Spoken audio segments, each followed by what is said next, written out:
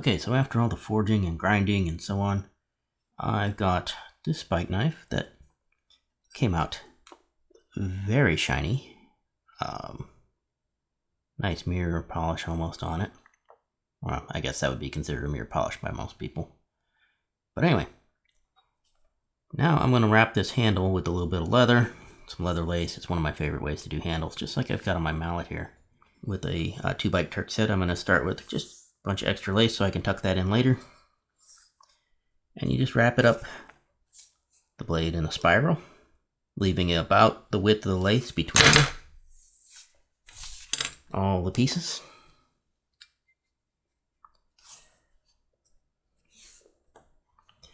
And then you go back down the blade. And you're going to kind of hit these edges and make little X's so that you're going between where you've got piece of lace on each side and crossing over the piece of lace in the center.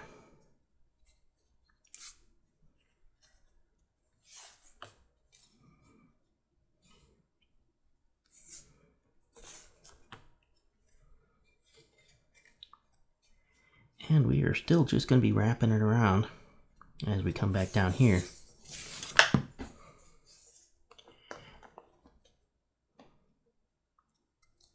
But now we're going to be basically filling in that gap between pieces of lace. But we're still not going under anything, we're just going to wrap over the top. I'm spinning the knife now rather than just wrapping the lace around. And when we get back up here,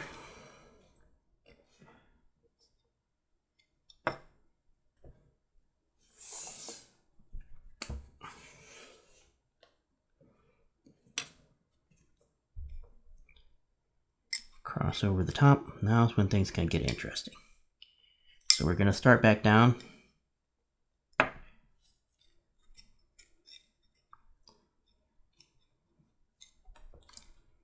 And we're going to follow this piece of lace that I just crossed over here, right there. We're going to follow that, basically, and do the opposite of whatever it's doing. So it went over this strand, so we need to go under that strand. And that's what's going to lock everything in. We're just going to work our way back down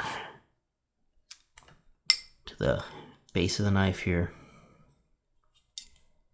and lock everything in. So this one goes under this strand, so we need to go over it, and then we need to go under the strand that goes over here.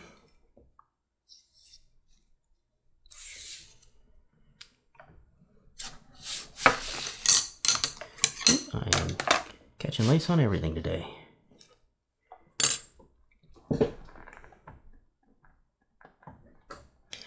And a fid can be useful for straightening everything out as needed as you're doing this, because especially on something like this, it's not perfectly round, something like this rectangular shape like this. You might have to do a little bit of primping to it to get it to all lay down the way it needs to, without any big lumps. We need to go over that strand. And like I said, we're spiraling around now. We're following this strand here is the one we've been following all the way around.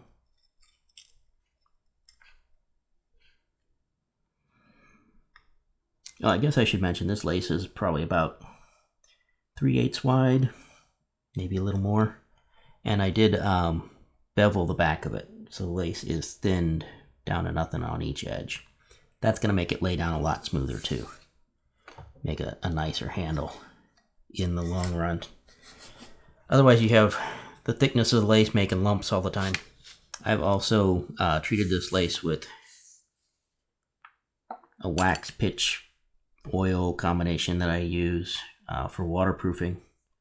Kind of jokingly call it trees wax because it's all either beeswax or something from a tree.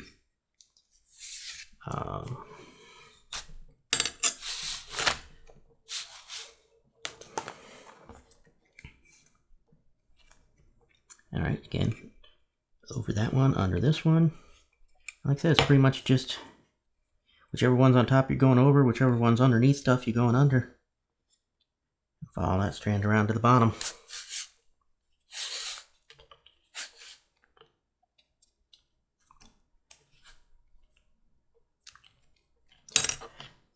I've done other videos on this particular type of wrap. I've done them on handles and various things. It's just a 2x Turk set of any length.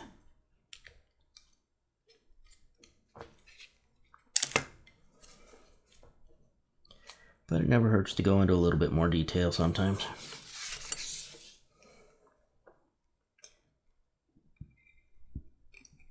It'll look like a round braid when it's done. Some sort of fancy wrap. It's actually a knot, so it doesn't come undone. I've used these on my mallet handles for years and haven't had them come undone. And let me get all the way back down here, where we started basically. We've got our starting strand, we got our finishing strand. Go over that, and it's going to dive up under the knot.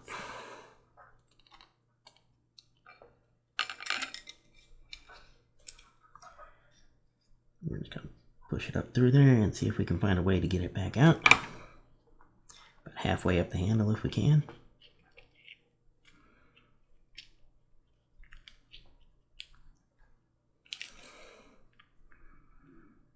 There we are. Grab a pair of pliers.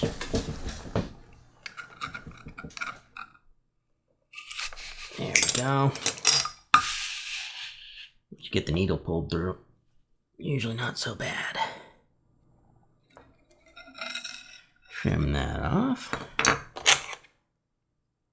Hook it down under. And it is gone. And it's under enough lace that it'll have plenty of friction and it'll stay put. And we're going to do basically the same thing with this other side. That's why we left bit sticking out. You could technically start wrapping over top of this, have it up under the handle and start tying the knot over it. But it'll make it a lot trickier to do that last few pieces where I had to pull it tight while I was doing it there. So we're just going to wrap that up and underneath now.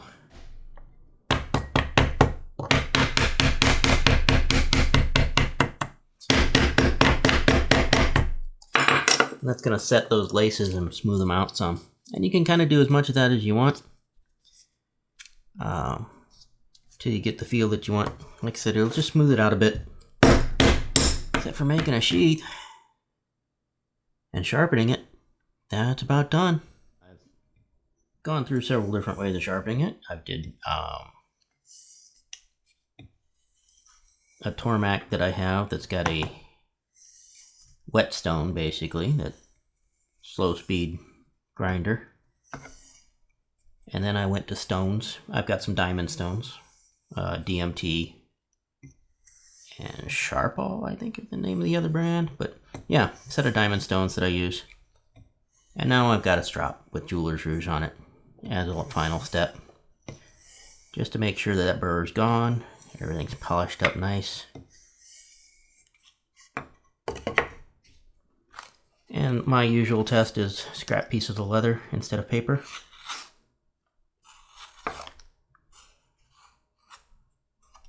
If you don't hardly hear anything, it's sharp. It is more than sharp enough to shave with. Quite easy. So,